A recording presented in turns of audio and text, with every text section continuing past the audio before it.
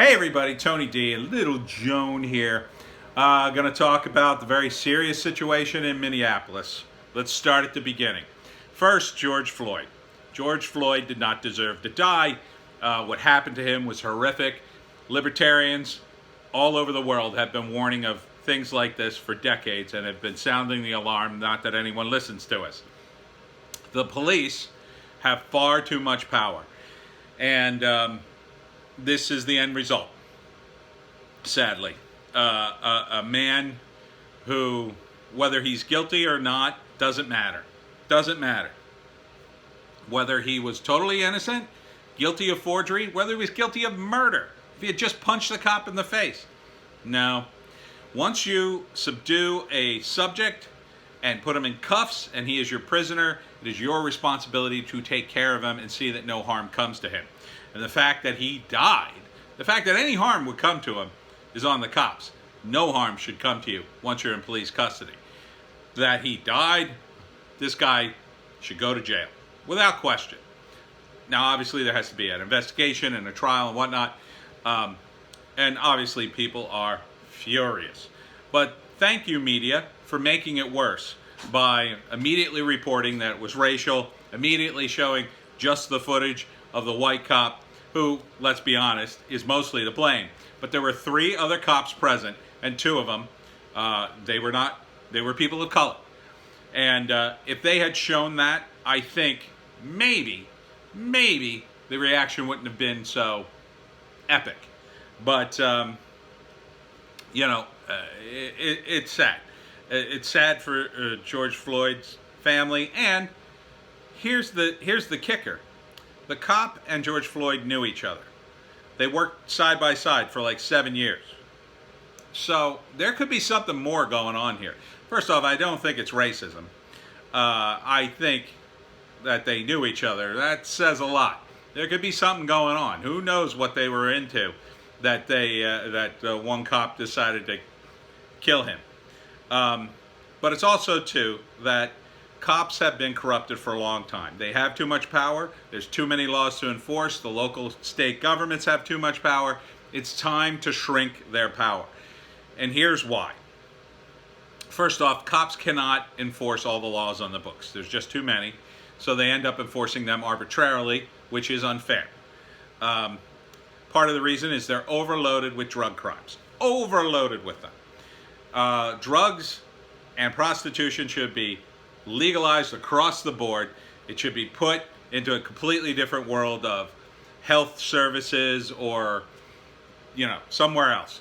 And yes, that does mean that you're going to have drug addicts still breaking into people's houses. But when they do that, they'll be arrested for that. Okay? And yes, it means that drug addicts may find a comfortable hole for them to kill themselves. But that's not going to be 100% true for every addict. There are some addicts who are uncurable. They refuse help. They are wallowing in despair. And they don't feel they deserve any help. And you could talk yourself blue in the face trying to convince them to quit. And they may never quit. But they could potentially manage their addiction. Now, that's not the ideal situation, but a managed addict can still go to work, still have somewhat of a life, and not hurt anybody. And if drugs were legal, you would have managed addicts. And those managed addicts have a better chance, I think, of becoming non-addicts. If you manage your addiction for many years, you could manage yourself right off of it, potentially. And if not, well, at least you're not hurting anybody. So we need to legalize drugs and prostitution. It would take a huge burden off of law enforcement. It would take a huge burden off the courts and prosecutors. And again, we could concentrate on crimes that we're all in agreement should be stopped. Murder, assault of different kinds, theft, and fraud. These are things, no one wants any of that to happen to them or family or friends. No one. And if we can all agree on that, then let people have their prostitutes and drugs. Let people wallow. As long as they're not hurting anybody, who cares? Additionally, what that would also do is it would cripple organized crime. It would cripple them. you don't understand the economics of it. I spent years researching this subject, and the way it works is the pyramid. At the bottom of the pyramid are street-walking prostitutes, low-level drug users. They feed into the pyramid. They feed up to the local pushers and the local pimps. That goes up to higher drug dealers and brothels and organized criminals. Lucky Luciano, arguably the most successful mafia don that ever lived, started as a pimp, and he was very successful at it. And then he moved into bigger and huger things. So you cut off their main supply of money, and that is quite the supply. You cut off drugs, you cut off prostitution, because who would go to an illegal prostitute when you could go to a legal prostitute that has to have a drug test every day, that has to have a blood test every day, so that it's reasonably clean, as opposed to a organized crime prostitute that was most likely a drug addict and could have some sort of STD. So there would be no money in illegal prostitution or in sex trafficking anymore. The money would just dry up. Same thing with drugs.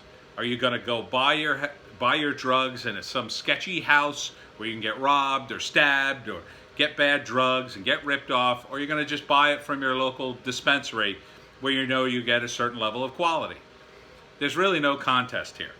Additionally, if you legalize drugs, they would create synthetic drugs that were safer, less addicting, less able to do permanent harm to your body, stuff that you could, turn into drops and drop into your eye or on your skin, stuff that would be a lot easier for people to use and with a lot less harmful effects.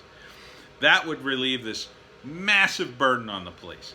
So imagine if you're a cop, you don't have to arrest drug dealers or people related to drugs anymore. They just don't exist. They're legal. Same thing with prostitutes. What does that leave you with? It leaves you with violent crimes. Leaves you with violent crimes, theft, and fraud. And everybody's happy to see you when you show up to those crimes. So that's what we need to do, because if you did that, you would not have so much crime.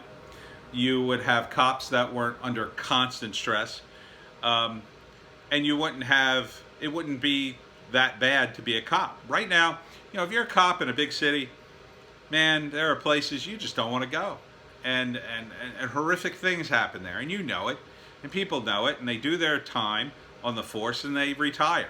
That's the goal, and they want to survive, and they but it messes them up seeing all these horrific things. You legalize drugs and prostitution, most of those neighborhoods, they turn around. They turn around. Now that doesn't mean there's not going to be drug use. There will be.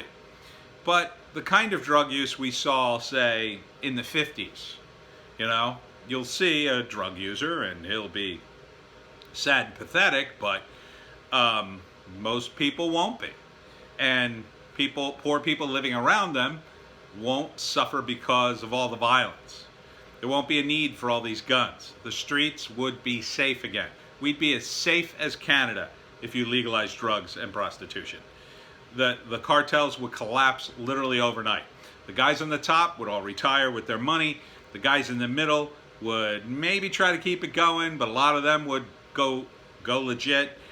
There would be a handful of hardcore guys you'd probably have to hunt down like dogs. But once you got them in jail or knocked them off, it would be clear sailing for a long time. And people like George Floyd wouldn't get caught in the crossfire, wouldn't get his neck kneed upon, because it would be a completely different police force. It would be a police force like the Andy Griffith Show. It would be a guy saying, well, now, George, you shouldn't have forged that check. You're going to have to come with us. That would be the kind of police force we need. Polite, nice, that follows up with things. It doesn't have a lot to do, which makes them more effective. Ones that aren't violent, ones that aren't on a constant spree of kicking in doors and punches faces and struggling with people who are maniacs. Just wouldn't happen anymore. And we would also be able to scale back police power and local jurisdictions. We could take away a bunch of these redundant laws that are just there for prosecutors so they could charge people with 20 crimes and they plead to 3 and feel like they got away. No. It's time to strip down the judicial system to what it was. It was just a basic thing. You know, a lot of things we can't ask the cops to do. We can't ask the cops to be referees between us and our neighbors. We can't ask the cops to be marriage counselors. We can't ask the cops to cure our addicted son of his ills. You can only call the cops when there's an actual crime. And unfortunately, you're going to have to come up with a solution until that happens. You may have to kick your addicted son out of your apartment. You may have to move away and get away from your neighbors. You may have to do some things on your own, but you cannot keep throwing it on to the cops, because at the end of the day, they're a bunch of strangers in bulletproof vests with guns who have too much power and could kill you. That's who they are. Now, they don't want to kill you. I think most of them generally want to be good people and serve the community, but they're never punished. And until we tamp down all this violence and nonsense, which is at the heart of it all, is the drug prohibition, just like it was during the booze prohibition. The alcohol prohibition caused so much violence and pain. The drug prohibition is doing the same thing, and the prostitution prohibition, more so the drugs. So we have to do this. We have to do this in order to save people, like George Floyd. And if we do this, if we act like adults and realize that some people will pay for sex and drugs and they're sad people, as long as they don't hurt anybody, that's fine. Okay? That's what we have to do. Now, as far as the riots, I'm going to address that in the next video.